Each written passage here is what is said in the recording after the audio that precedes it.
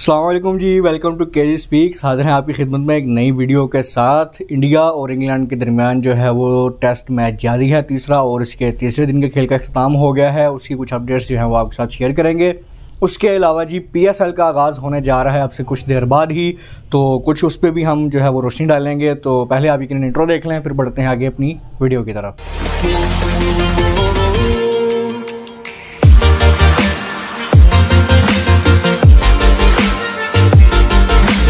जी, तो इंग्लैंड और इंडिया का मैच जो है तीसरे दिन के खेल में दाखिल हो गया है और काफ़ी इंटरेस्टिंग जो है वो आज आगाज़ हुआ। इंग्लैंड जो है वो काफ़ी स्ट्रॉन्ग पोजीशन में थी आज जब खेल का आगाज़ हुआ। 207 रन्स पे सिर्फ 2 ही खिलाड़ी थे उनके आउट, लेकिन इंडिया ने आज जो कमबैक किया भाई वो बहुत ही आउटस्टैंडिंग था। जस्ट 100+ रन कुछ वो ऐड कर सकी इंग्लैंड की टीम अपने टोटल में जो उन्होंने कल किया था, और तमाम टीम जो है उनकी आउट होगी। बहुत ही बुरे तरीके से कोलैप्स किया इंग्लैंड की टीम ने आज।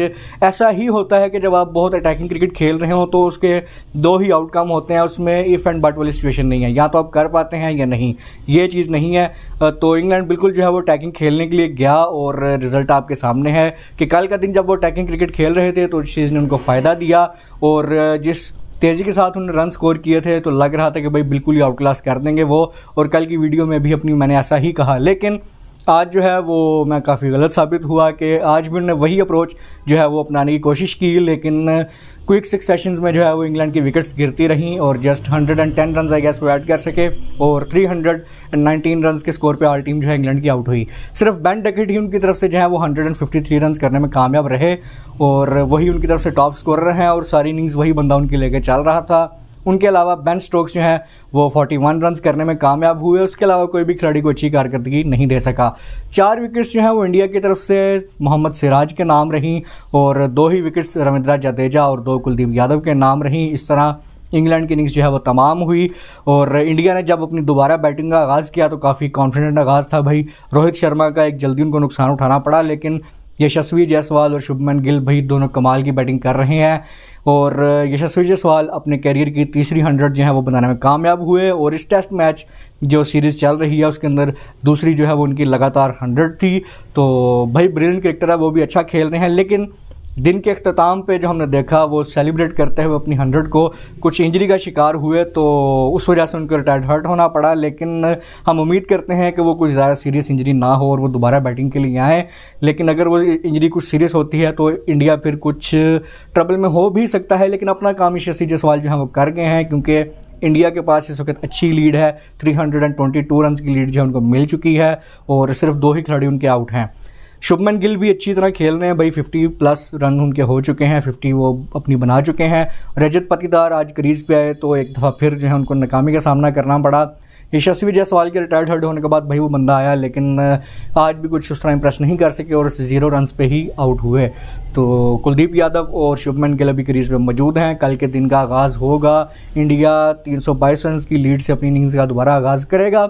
यहाँ सिर्फ इंडिया को अब ये सोचना है कि वो कितने टोटल में जाके अपनी इनिंग्स डिक्लेयर करें या इंग्लैंड को दोबारा खेलने का मौका दें।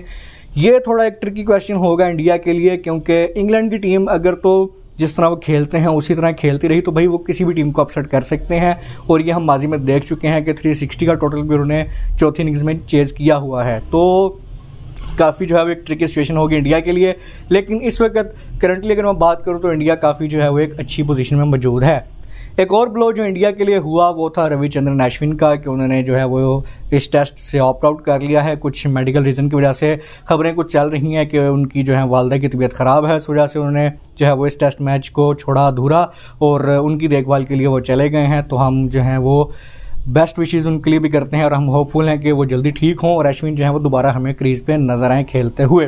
तो अभी तक जो है इंग्लैंड के लिए जो पोजीशन चल रही है उसमें उनको अगर मैच जीतना है तो काफ़ी जो है वो मेहनत करनी पड़ेगी।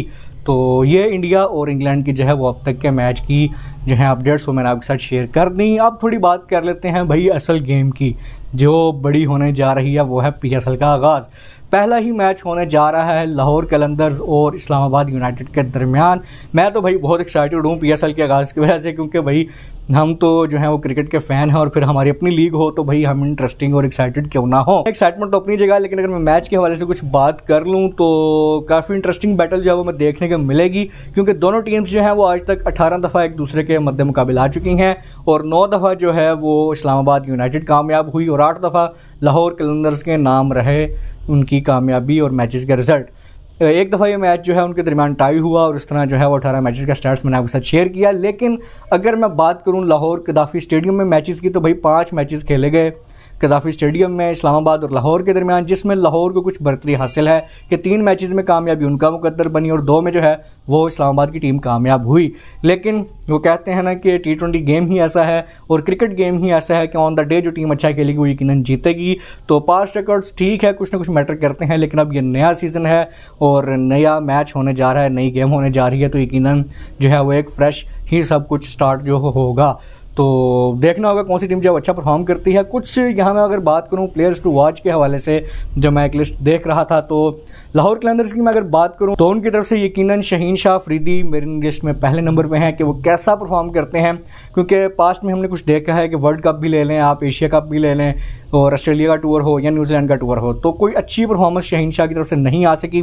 पेस भी उनकी काफ़ी गिरी हुई है और वो उस तरह जो अटैकिंग शहीन शाह जिसको हम जानते हैं वैसे हमें नज़र नहीं आए। तो देखना होगा कि वो PSL में कैसा परफॉर्म करते हैं, क्योंकि अपनी टीम के कैप्टन भी हैं और लाहौर कलंदर ने ही उनको शुरू से बनाया है, अब कुछ टाइम उन्होंने उनके साथ गुजारा है, तो देखना होगा कि क्या वो कुछ उनमें बेहतरी लाने में कामयाब हुए हैं या नहीं। तो पहले नंबर पे हो गए भाई शहीन शाह अफरीदी। दूसरे नंबर पे है मेरी लिस्ट में हारिस रऊफ। भाई उस बंदे को अब अपना फिर से साबित करना है, क्योंकि पास्ट में कुछ उनकी परफॉर्मेंस जो है वो रिसेंट पास्ट में अच्छी नहीं रही और दूसरा प्रेशर जो उस बंदे के ऊपर आया वो था उसके सेंट्रल कॉन्ट्रैक्ट का टर्मिनेट होना। तो वो चीज़ भी उनको अब प्रूव करनी है कि भाई नहीं, वो फ़िलहाल अभी भी टीम को सर्व कर सकते हैं और टीम को उनकी ज़रूरत है। तो इस चीज़ को प्रूव करने के लिए यकीनन इस टूर्नामेंट के अंदर उनको जो है वो बहुत अच्छी परफॉर्मेंस देनी होगी। तो दूसरे नंबर पे आ गए भाई हारिस रऊफ और तीसरे नंबर पे हैं भाई फ़खर जमान, क्योंकि वो अटैकिंग क्रिकेटर हैं। जिस दिन वो अच्छा खेलते हैं उस दिन लाहौर कलंदर की किस्मत जो है वो जाग जाती है। तो लाहौर कलंदर के स्क्वाड से भाई ये 3 खिलाड़ी मैंने आपको बताए जो मैं इंटरेस्टिंग हूँ उनको देखने के लिए। बाकी टीम्स भी ठीक है, बाकी खिलाड़ी भी उनके ठीक हैं, लेकिन इन 3 को जो है वो मैं ज़्यादा प्रेफर करूँगा आज कि ये अच्छा परफॉर्म करें। इस्लामाबाद की स्क्वाड की अगर मैं बात कर लूँ तो पहले नंबर पे भाई हॉट फेवरेट चल रहे हैं नसीम शाह। भाई इंजरी से वापस आ रहे हैं, वो एशिया कप के अंदर जो है वो इंजरी का शिकार हुए, वर्ल्ड कप नहीं खेल सके, 2 सीरीज़ उन्होंने मिस की, लेकिन अब जो है वो फुली फिट होकर रिकवर होकर वापस आ रहे हैं। तो यकीनन मैं उनको देखना चाहूँगा कि वो किस तरह की परफॉर्मेंस देते हैं, क्योंकि हमने जो पास्ट की हम एग्जांपल देखें तो शहीन शाह अफरीदी जब इंजरी से वापस आए हैं तो वैसी परफॉर्मेंस नहीं रही उनकी। तो बस इस चीज़ का मुझे खदशा है कि ये ना हो कि नसीम शाह भी कुछ वैसे ही हो जाएं, लेकिन मैं होपफुल हूँ कि वो अच्छे तरीके से अपना कम बैक करेंगे और अच्छी क्रिकेट खेलेंगे।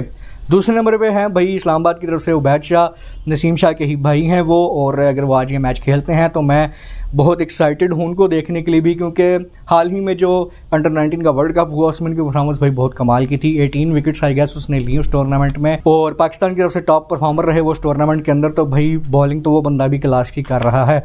तो बेसिकली तो तीनों भाई ही देखने वाले होंगे इस टूर्नामेंट के अंदर कि कैसी परफॉर्मेंस चलती है उनकी। इन तीनों भाइयों के अलावा भाई मैं कुछ देखना चाहूँगा इमाद वसीम को भी कि वो कैसी परफॉर्मेंस देते हैं, क्योंकि पास्ट में कुछ उनको लेकर काफ़ी कॉन्ट्रोवर्सीज चली हैं।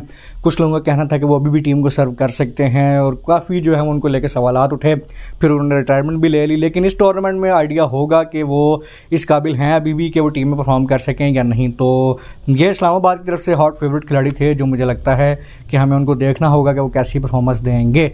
अब बात कर लेते हैं अपनी प्रेडिक्शन के हवाले से जो कि इन दोनों मैचेस में होने जा रहा है दोनों टीम्स के दरमियान। मैं तो फेवर करूंगा भाई लाहौर कलंदर्स को, यकीनन कि वो ही मैच जीतेंगे। तो मैं तो जा रहा हूं भाई लाहौर कलंदर्स के साथ। आप लोगों की पिक इसमें क्या है हमें कमेंट सेक्शन में ज़रूर बताएं।